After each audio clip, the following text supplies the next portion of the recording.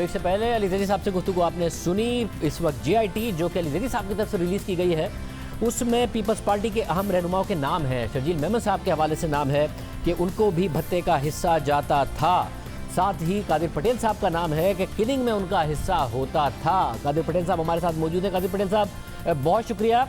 कादिर पटेल साहब, सबसे पहले जो आपका कोऑर्डिनेटर ईदी अमीन के हवाले से जिक्र है कि वो एक अपोजिट पार्टी ने मारा, जिसकी वजह से आपने उज़ैर बलोच को कहा कि उन लोगों को मारना है, और आपने साथ में कहा कि एक बलोच अगर मारा जाए तो मुखालिफ जमात के 2 लोगों को मारो, और आपने उसको असले के लाइसेंस भी लेके दिए।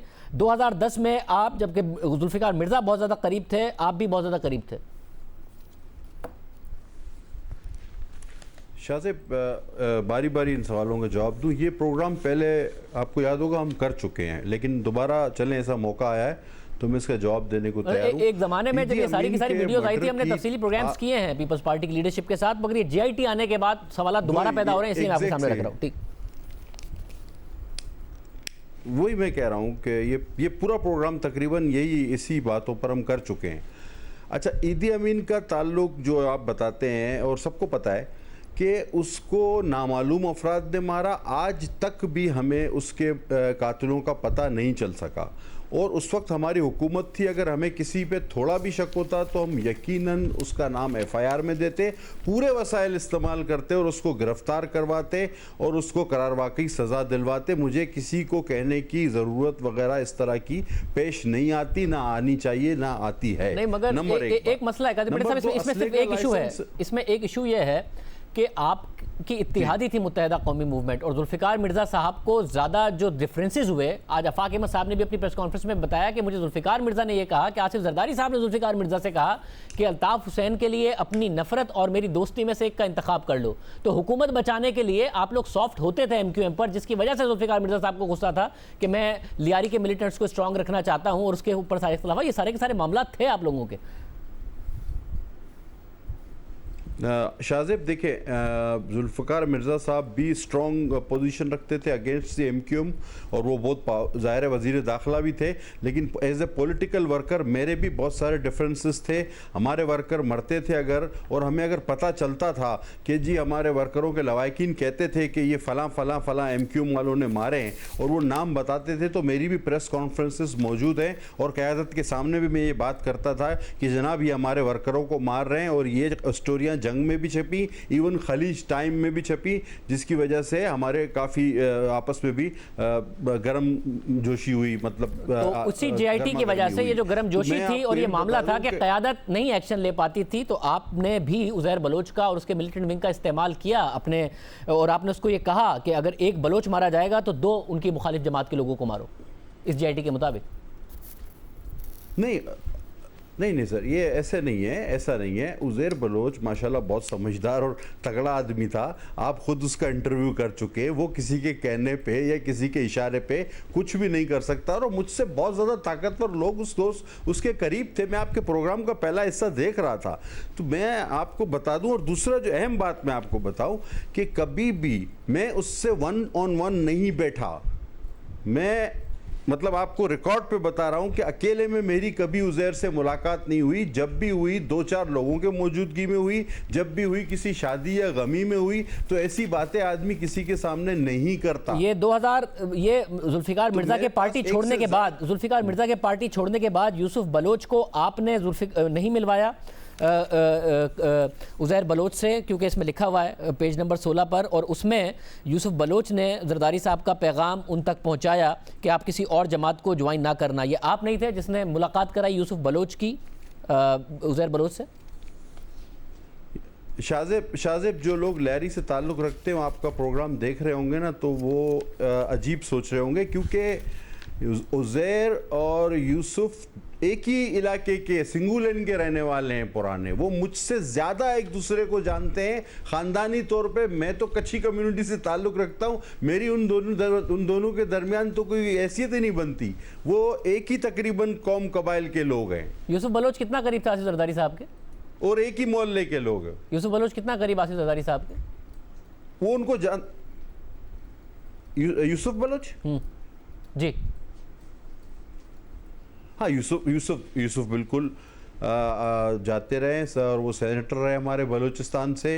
यूसुफ बलूच साहब की मुलाकातें अक्सर होती रही हैं जरदारी साहब से, जिस तरह दूसरे सेनेटर MNA MPs की होती रही हैं, इस तरह रूटीन में सेनेटर साहब मिलते रहे उससे। ठीक है, तो जरदारी साहब के इतने करीब आदमी अगर फिर उसके बाद जुल्फ़िकार मिर्ज़ा के रास्ता हलक करने के बाद मिल रहा है और फिर हेड मनी ख़त्म हो रही है उसके सर पे से, और फिर जो लोग हैं जिनको टिकट दिए गए वो हल्फ उठा रहे हैं उज़ैर बलोच के नाम से, तो क्या ये JIT दुरुस्त नहीं कहती कि जुल्फ़िकार मिर्ज़ा जब चले गए तो यूसुफ बलोच ने काम किया और आसिफ जरदारी साहब के पैगामात पहुँचाए उज़ैर बलोच को, जिसकी वजह से ये मामला तय पाए और हेड मनी ख़त्म हुई, और ये फिर हुआ जो हम हल्फ बर्दारी दिखा रहे हैं।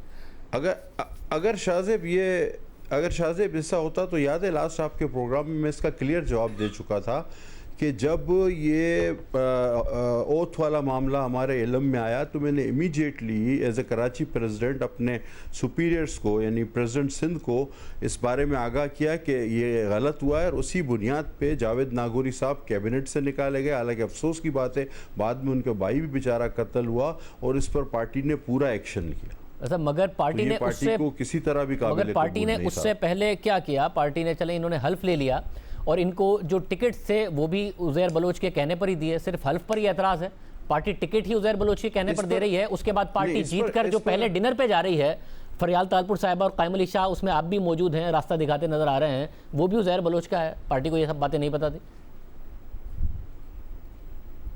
शायद इस पर हमारी बात तफसीली हुई है, दोहरा देता हूँ।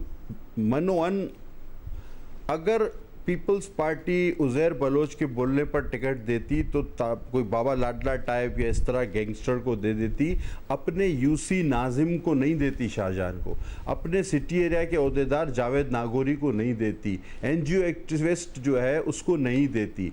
हमारे दरमियान पीसफुल इलेक्शन के लिए डायलॉग ज़रूर हुए थे बुज़ुर्ग कमेटी और हमारे दरमियान, लेकिन हमने किसी की डिक्टेशन नहीं ली। हमने वही पीपल्स पार्टी के लोगों को टिकट दिया जो निस्बतन कम मकबूल थे लेकिन काबिल कबूल थे। एक लिंक आपने मान लिया और वो ये है कि यूसुफ बलोच ज़ाहिर जरदारी साहब से मिलता था, यूसुफ बलोच उज़ैर बलोच से मिलता था, ये भी सामने, और आपने कहा तो एक ही जगह के रहने वाले हैं, आपकी ज़रूरत नहीं थी उनको मिलने के लिए।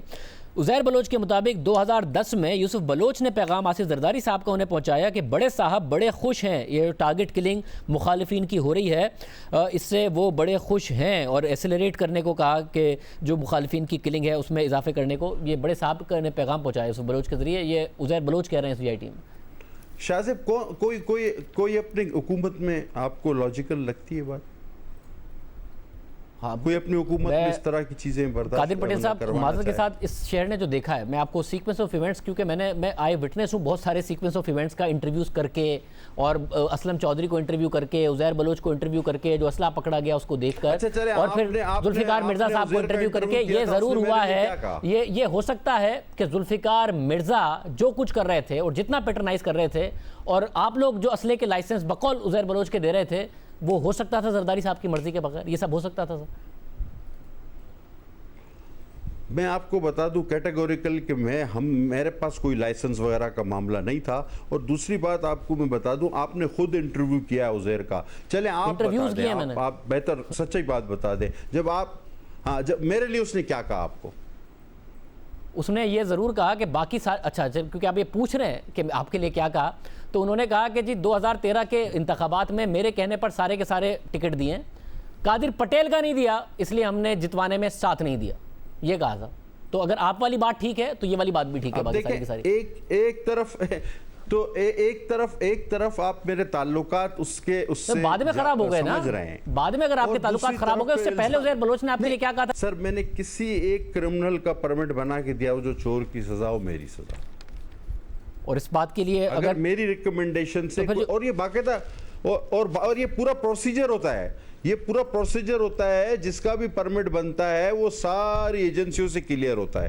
कादिर पटेल साहब, आप उन लीडर्स में थे जो वापस आए और आपने इन्वेस्टिगेशन का सामना किया। ये इतलात आई कि रेंजर्स ने आपको, और ज़ाहिर रिपोर्ट हुआ था मीडिया पे, कि उज़ैर बलोच के सामने बिठा के इन्वेस्टिगेशन की, उसमें क्या उज़ैर बलोच ने सारी बातें की और फिर क्या हुआ?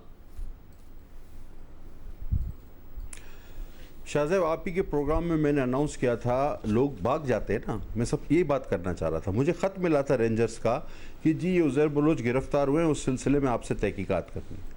मैंने वहाँ से उनसे कहा आपकी के प्रोग्राम में कि मुझे टाइम एक्सटेंड कर दे, मैं फौरी तौर पे नहीं पहुँच सकता, सुबह सवेरे परसों मैं आया।